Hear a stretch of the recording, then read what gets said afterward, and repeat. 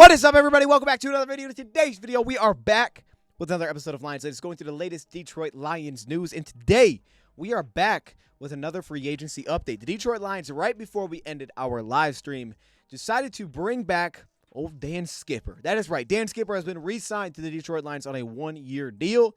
So let's get it started. Welcome, everybody, to another video. Glad you guys are here. And yes, we are back with some Lions news. And just like the day before, right before we ended the stream, the Detroit Lions decided to make a move. And I feel like in a way we kind of spoke this thing into existence because as a chat, we were talking about Dan Skipper. And then bam, the Lions were like, let's get that dude back. Okay, we almost forgot. Let's bring him back. Just kidding. But with that being said, just a quick little rewatch on some Dan Skipper from this past season and made me think to myself, I would absolutely want that guy back too. All right, you talk about guys that are Detroit Lions. Dan Skipper is that. Just watch this dude play. He represents the Detroit Lions with his play on the field. But then also, where I don't want to pigeonhole him to the box is sitting here and calling him an offensive tackle or a sixth offensive lineman in your jumbo packages. No. Dan Skipper has really shown flexibility throughout the years with the Lions, playing left tackle, right tackle, left guard, that tight end, sixth offensive lineman role. And I can really appreciate a guy that's shown that kind of flexibility and found a way to improve in those areas. Now, this past season, we did not see him as much as 2022, and 2022 was not the best season for him, where he played a lot more at left guard, well over 200 snaps. But in this past season, though in limited fashion, just played over 100 snaps, and a lot of those probably weren't pass protection situations because they were later in games. He still only allowed 2 pressures on the entire season. Now, I tend to believe that the Detroit Lions have the perfect role with Dan Skipper as that sixth offensive lineman role, and he stepped in this past season specifically for Matt Nelson. And obviously, Matt Nelson a little bit lower to the ground, maybe a little bit better center of gravity, maybe a little bit of a better mover as well.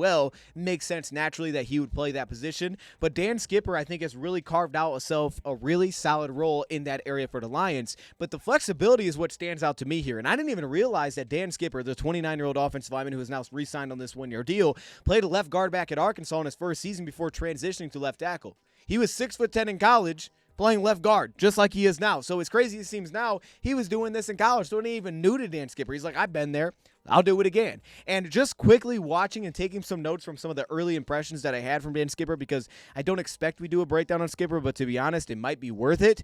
There are a lot of things to like. Like I said, immediately you're just like, I'd re-sign that guy too. First off, when you talk about being a nasty and finisher and playing through the whistle, he checks all of those boxes like crazy. I mean, I got the sense when I was watching him, like, this guy will protect Jared Goff. It may not look pretty, but this dude's going to protect him. Whether that's he takes off on the play and he's going to go hit somebody downfield. If they get into a scuffle, you know Dan Skipper is going to be right into the mix. And as a pass protector, he is searching. This guy doesn't take plays off. He's searching for somebody to go hit, and he's trying not to let that guy get hit. Like, he gives that vibe as an offensive lineman. I'll tell you what, that's the dang offensive lineman that I want. And speaking of that, he seemed to be very assignment sound, whether that was a late switch by the defense or a late blitzer that would come into the play. Or also, you talk about stunts and twist. That's something that he's historically handled really well, is dealing with being assignment sound. You really see it working up to the second level, which is why, again, that sixth offensive lineman role fits him so well, because while athletically speaking, the foot quickness is definitely lacking, as well as the leverage, which makes sense being 6'10", and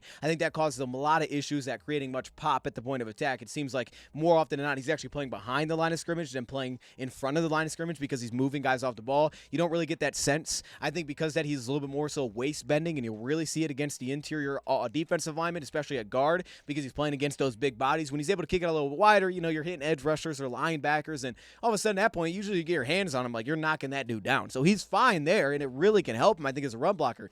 In the interior, though, he has the experience. He shows adequate quickness off the line of scrimmage, especially as a run blocker. Sometimes I can remember in pass protection 2020, that was not the case. His hand usage at times also didn't seem to be great, where he'd kind of leave his chest exposed, or as a run blocker, where you'd see him try to position himself in the lower body, he wouldn't necessarily get his hands into it properly, and then again, he'd kind of lose leverage. I just love the awesome effort that this guy gives. There was this play against Atlanta here, where he's literally seeking out 2 guys on the same play. Now, you could also notice that, again, the lack of really strong leverage and force at the point of attack is noticeable, because he's not knocking guys off their spot in a spot that he really has an opportunity to kind of wind up and just sink people off the play, and you don't necessarily get that here from Dan Skipper. But then also in pass protection, I mean, you see it with the footwork. There's real patience when he was playing at the tackle position. He really seemed to just take steps forward and improve. Swing tackle was something that was kind of a ceiling coming out, and honestly, I'm not saying for sure he's the answer there, but if the Detroit Lions were looking at where he went this past season and where he's gone, they could be buying into that. They could be saying, hey, at least we're going to give him a shot to prove that he could be that guy for us,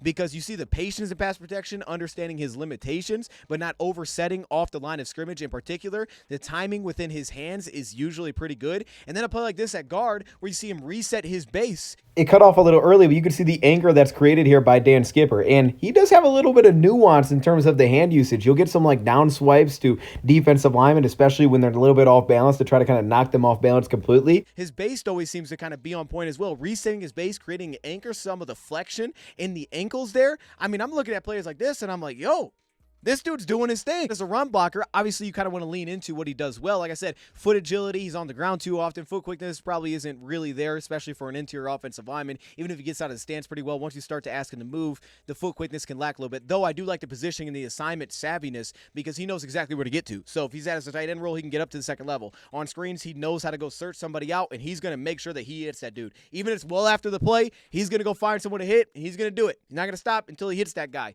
So they ran screen his ways, and there's certain offensive schemes that I think they leaned into when he was in the game.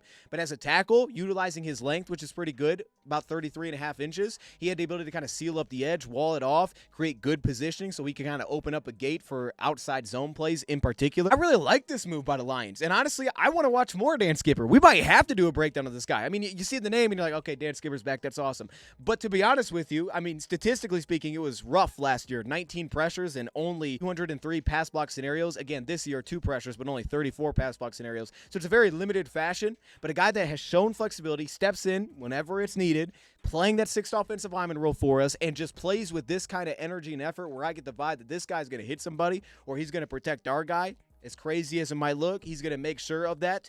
I can rock with bringing a guy like that back. I love it. Dan Skipper, welcome back to the squad. You, sir, are a Detroit Lion. I'm going to leave it right there, man. Let me know your thoughts in the comments below. Thank you, Pride, for watching, and I'm out.